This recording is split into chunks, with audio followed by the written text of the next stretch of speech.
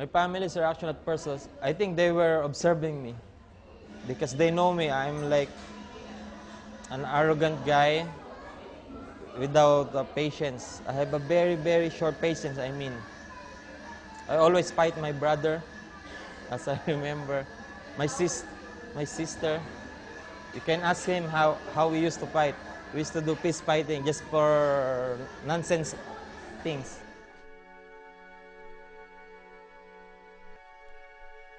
Before he is drinking and also smoke, but also drugs is take before. Then when he is arrived in the Philippines, I was shocked. So very, she's very, he's changed, very different. He brings a lot of books about Islam, and then I read what is Islam and who is the Muslim. Then suddenly I realized it's so very, you can see the difference between the Christianity and in the Islam. So it's so very different. So as like what I have said before, I started making dawah to him.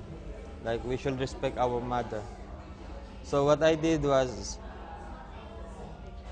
during after 1 week of my vacation, I saw my mama when I went out. So I found my mama sitting on the garden in front of our door, main door. She's so quiet. And then I told her, I took a book, like, what is Islam, what is Tawheed, who is Muhammad.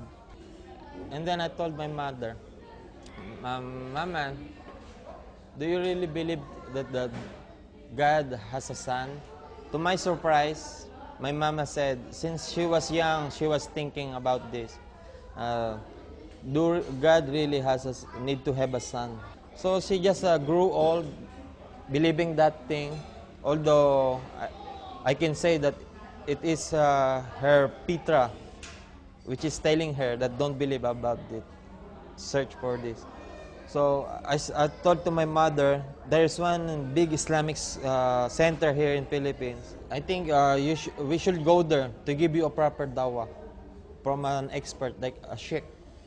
I didn't only brought my family, I brought also some of my friends and my uncles.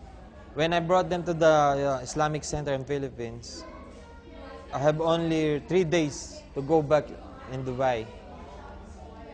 So I talked to them sincerely. I begged, actually.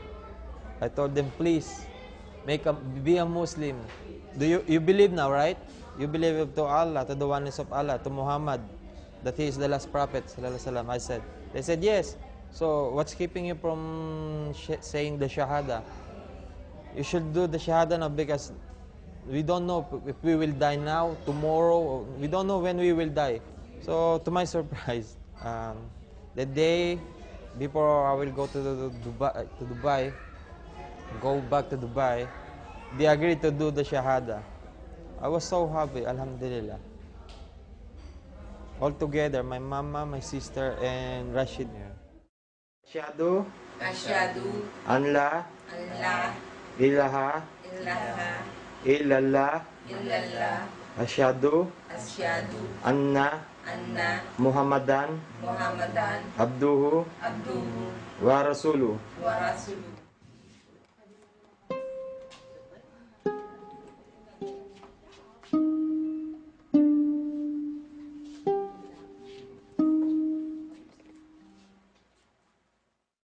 بنور العظيم الكريم العزيز حكيم الرحيم الحليم السلام يا سبحان الله يا سبحان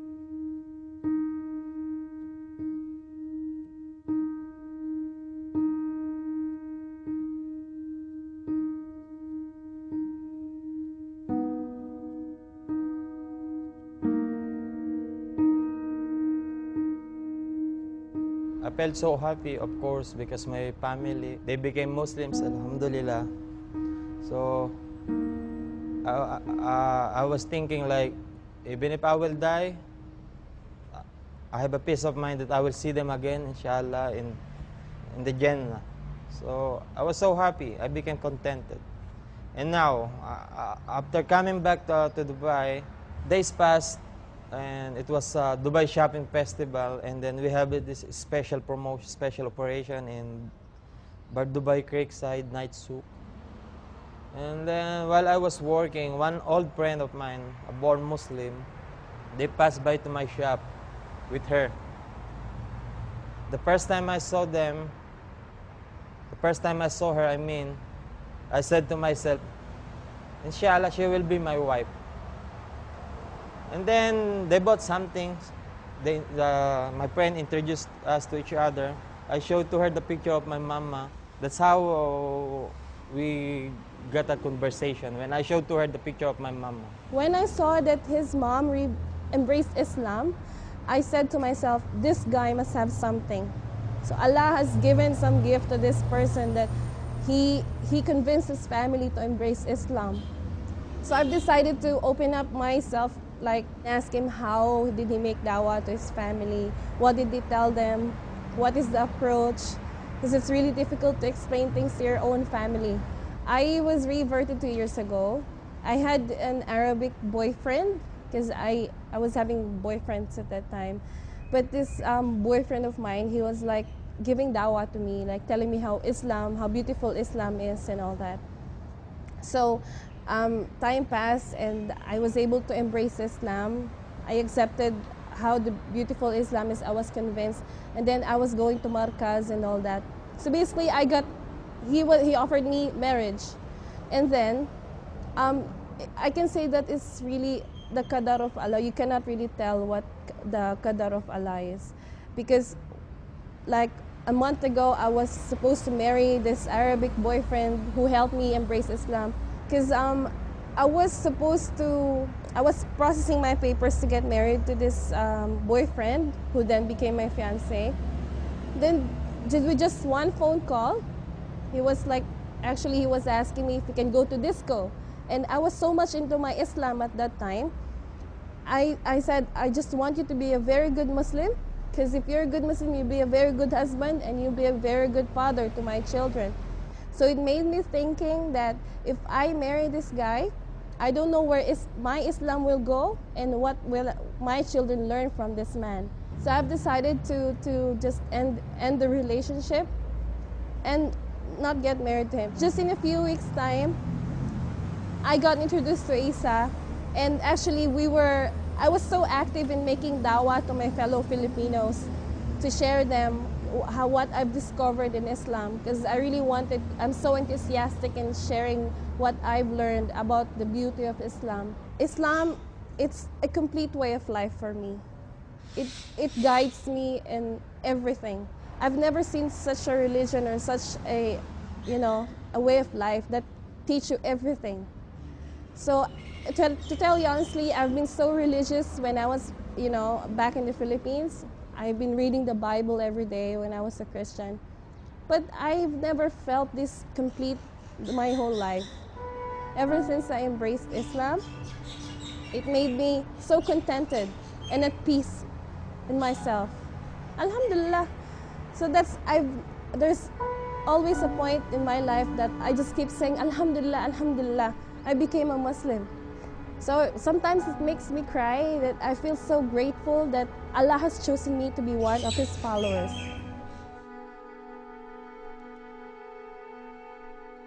As a young couple, Alhamdulillah, there are ups and downs. Of course, it's normal for any relationship to have arguments, just small arguments. It's normal, but we never go to sleep without talking about that. And we help each other to the daily course of life, the house, like cooking, washing clothes, washing the dishes, taking care of the child, ironing the clothes. And Alhamdulillah, we can manage that thing. And then every Friday, we always try to go to the Islamic Center. And we have to, because for us, we have to learn the Arabic Quran. We have to learn how to read Arabic and how to read the Holy Quran in Arabic form.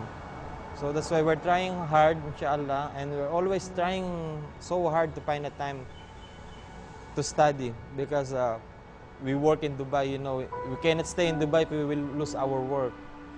So, alhamdulillah, we're managing how to create some time for our work, our daily lives, for our child, and for Islam also.